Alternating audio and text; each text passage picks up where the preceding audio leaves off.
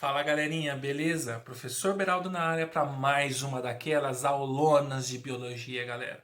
Para você que está querendo se preparar para o vestibular, para você que está querendo arrebentar em todas as questões de biologia, vem comigo. Bora que eu vou dar uma baita aula de biologia para vocês, galera. Bom, galerinha, hoje é a nossa aula de divisão celular, mais especificamente sobre a meiose. Processo de divisão responsável pela produção de gametas relacionado com a reprodução sexuada dos indivíduos, certo? Quando você, menino, vai produzir os seus espermatozoides ou quando você, menina, vai produzir os seus óvulos, dentro do seu corpo acontece o processo de meiose. E é esse que é o tema da nossa aula de hoje. Bora aprofundar um pouquinho nossos estudos então. Vamos lá comigo, pessoal. Bom, como eu disse, pessoal, o processo de meiose é um pouco diferente do processo da mitose. Então, eu tenho lá originalmente uma célula-mãe com todo o material genético e no final eu terei 4 células-filhas com apenas metade do material genético da célula-mãe original. Por quê? Porque esse processo serve para formar gametas. E os gametas eles têm que possuir metade do material genético. Por quê? Todo ser dentro de uma reprodução sexuada, onde existe a união de 2 gametas, cada um desses gametas vai doar a metade, ou seja, 50% do material genético, para que no fim o ser que vai ser o resultante ele tenha 100% do material genético. Então é importante que lá da primeira célula eu tenho 2N, o gameta vai ter N para juntar com outro gameta, ambos N com N, dando um ser 2N novamente. Tá? Dentro desse processo, a gente divide ele em 2 grandes etapas, que seria a etapa da meiose 1 e da meiose 2. E dentro de cada etapa, meiose 1 e meiose 2, eu tenho outras subetapas. Tá? Vamos falar das principais dentro desses processos. Então, a primeira coisa, a meiose 1 é uma etapa que a gente chama de meiose ou etapa reducional. Por quê? Nesse momento, eu vou estar diminuindo a quantidade do material genético, o número cromossômico, para que assim eu consiga do 2N transformar a célula em um material N. Tá? E dentro dessa meiose 1 eu tenho 4 fases, que são prófase 1, metáfase 1, anáfase 1 e telófase 1. A prófase 1 seria a fase mais longa dentro da meiose 1, só que ela tem 5 subfases que são importantes que a gente lembre. Essas 5 subfases são leptóteno, zigóteno, paquíteno, diplóteno e diacinese. Todas essas 5 dentro só da prófase 1. E o que cada uma significa? Na prófase 1, a etapa de leptóteno, acontece a espiralização da cromatina e formação dos cromossomos. Tranquilo? Isso é uma coisa que acontece normalmente dentro do processo de prófase normal. Depois, o zigóteno, o emparelhamento dos cromossomos homólogos. E depois, o paquíteno, realização do crossing over ou permutação. Galera, aqui está o segredo da prófase 1. Essa fase, chamada de paquíteno, é a que mais é cobrada nos vestibulares. Por quê? É aqui que permite a realização do crossing over, ou seja, mistura de material genético para aumentar a variabilidade genética dentro das espécies. E a importância da variabilidade genética é sempre permitir que os indivíduos se adaptem melhor às alterações ambientais. Quanto mais variado for o material genético, mais fácil é para aquele indivíduo sobreviver nas condições mais adversas possível.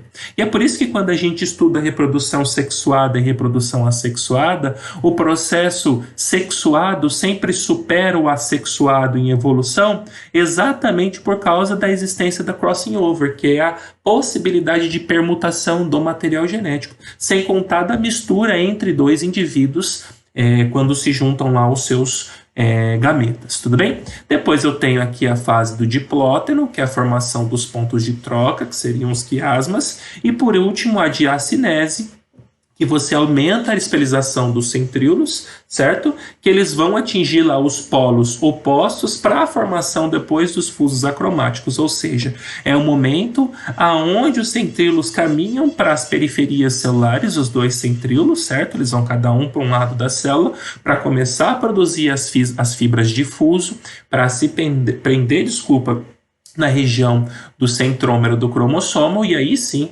separá-los cada um para um lado da célula. tá? Aí fomos para a fase de prófase 1. Na fase de metáfase 1, assim como a gente já tinha visto anteriormente, a palavra metáfase quer dizer metade, meio, ou seja, é um momento onde os cromossomos atingem o meio da célula antes do processo de divisão. Pessoal, percebam uma coisa aqui.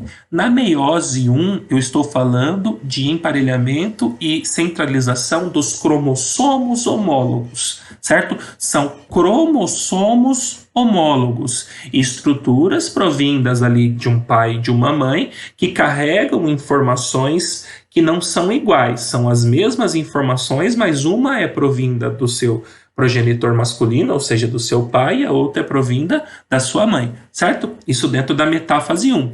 Depois, na anáfase 1, a separação dos cromossomos homólogos, cada um vai para um lado da célula, e depois, na telófase 1, você tem a formação lá de duas células separadas. Mal acontece essa separação das células, começa a formação do núcleo e tudo mais, você já inicia a segunda etapa, que seria a etapa da meiose 2, tá? Mas antes da gente ver a meiose 2, vamos então dar uma revisada. Primeiro você tem a intérfase, que a gente já estudou, depois a prófase 1, lembra? Acontece o crossing over, metáfase, os cromossomos homólogos vão se encontrar no meio da célula, anáfase, separação dos cromossomos homólogos, e depois telófase, formação das duas células, ok? Vamos pausar esse vídeo e iniciar outro para explicar a meiose 2, beleza, pessoal? Bom, pessoal, agora nós aqui na meiose 2. Como eu disse, a meiose 1 era reducional, ou seja, eu precisava diminuir o número cromossômico, e agora eu tenho a meiose 2 como equacional, onde eu só multiplico o número das células. Eu tinha uma célula mãe no início da meiose 1, e no final da meiose 2 eu vou ter 4 células filhas com apenas metade do material genético, ou seja, a célula mãe 2N e as células filhas N. Tá? Aqui mesma coisa, a meiose 2 também é dividida em 4 etapas, prófase 2, metáfase 2, anáfase 2 e telófase 2. Onde a prófase 2 vai ser a fase mais rápida desse momento, diferenciada da prófase 1, que era a fase mais longa, tá? Onde você vai ter o rompimento do envoltório nuclear, certo? Os centríolos eles vão caminhar vão seguir o seu caminho para a periferia da célula, certo? E vão começar a produzir um novo fuso acromático, ou seja, elas vão produzir novas fibras de fuso para poder estas se ligarem aos centrômeros, e aí a gente dá prosseguimento no processo de divisão do material genético. Depois, na metáfase 2, novamente, os cromossomos se encontram no centro, certo? Eles vão ficar bem na metade da célula, aqui todos alinhadinhos, para serem separados no momento da anáfase. Olha a diferença da anáfase 2 para a anáfase 1. Aqui eu tenho separação das cromátides irmãs. Ou seja, são as estruturas do mesmo cromossomo que serão agora separadas. Na anáfase 1 tinha separação dos cromossomos homólogos, lembra? Um que veio do seu pai e outro que veio da sua mãe. Agora você tem a separação das cromátides irmãs, as duas estruturas que se encontram dentro de um único cromossomo que foram duplicadas para então serem separadas. Certo? Aí eu tenho separação das cromátides irmãs, então, na anáfase 2. Depois, na telófase 2, eu vou ter a finalização do processo, aonde cada uma dessas estruturas vai ser caminhada para uma periferia da célula, e aí começar a formação novamente da membrana nuclear, certo? Do envoltório nuclear, e a separação dessas células. O interessante que vocês entendam é que dentro do processo de meiose 2, isso acontece com as duas células que foram formadas dentro da meiose 1. Então, lá na meiose 1, uma célula foi transformada em duas. Agora, na meiose 2, cada uma dessas células vai ser transformada em mais duas, ou seja, uma inicial vão formar 1, 2, 3, 4 células finais, tudo bem? E aí nós conseguimos compreender todos os processos de divisão celular, certo? A gente entendeu o que era a intérfase, a gente entendeu o que era a mitose, a gente entendeu o que é a meiose, no caso meiose 1 e meiose 2, e com isso conseguimos compreender todos os processos de divisão celular. Beleza, pessoal? Espero que vocês tenham entendido todas as etapas que eu mostrei para vocês, tudo bem? E chegamos ao fim de mais uma daquelas aulas de biologia, pessoal. Espero que vocês tenham gostado. Se não entendeu algum assunto, não precisa ficar desesperado, não precisa ficar maluco. Volta no vídeo, ó que coisa boa que é o vídeo.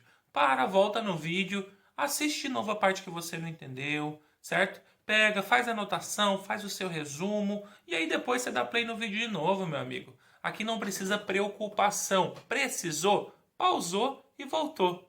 Um abraço do professor Beraldo e até a nossa próxima aula, pessoal.